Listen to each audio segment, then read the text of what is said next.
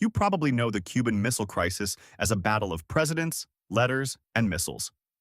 But one of its most dangerous moments happened underwater, inside a Soviet submarine that may have believed war had already started.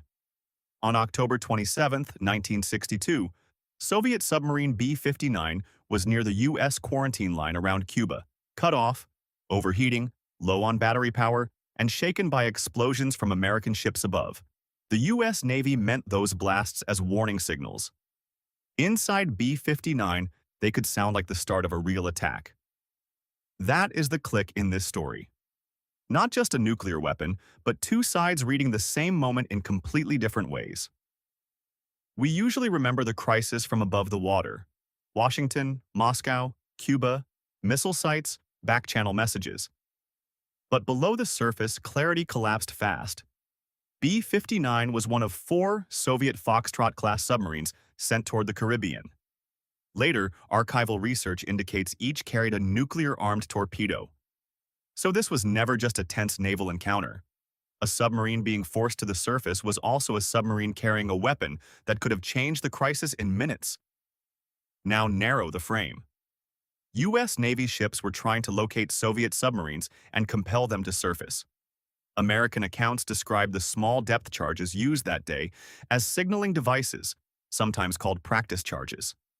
The intent, as generally understood, was not to destroy B-59 but to tell it had been detected. On paper, that sounds controlled. In practice, it was anything but.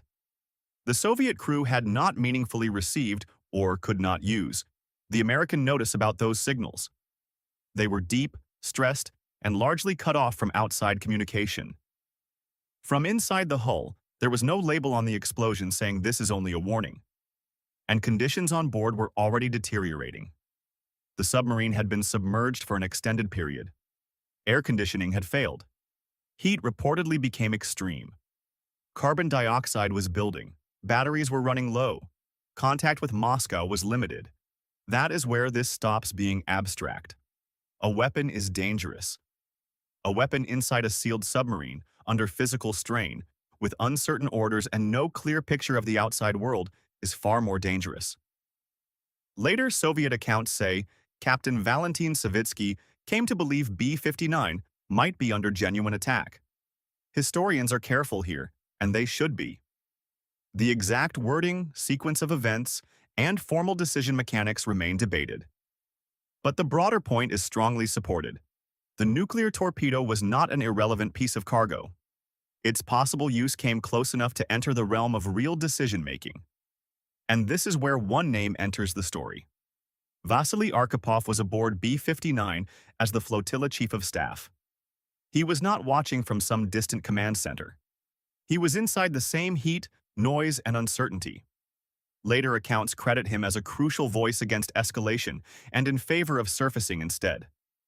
Popular retellings flatten that into a legend. One man saved the world. It is a powerful line, but it smooths over the uncertainty. We do not need to exaggerate what happened to understand how serious it was.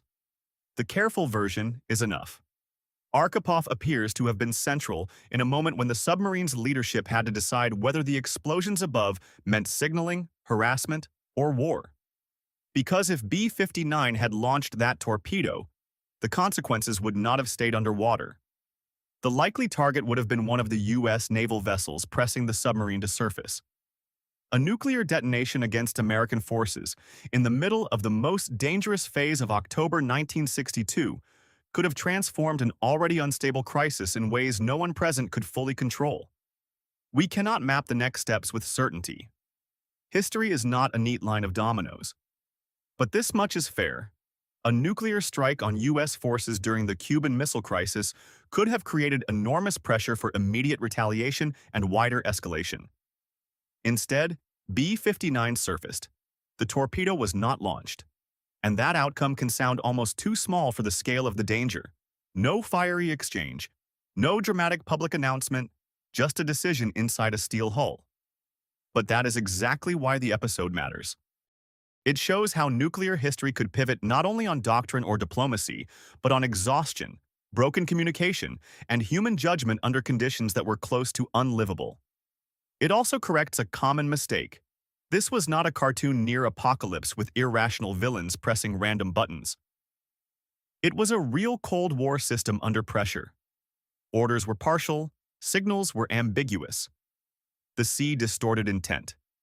Procedures that looked manageable from a briefing room became much more dangerous on the scene. That is the lasting weight of B-59. Not that catastrophe was certain. It was not. But the margin for error was thinner than leaders onshore may have realized, and later evidence suggests that inside that margin, Arkhipov was one of the reasons the worst outcome did not happen.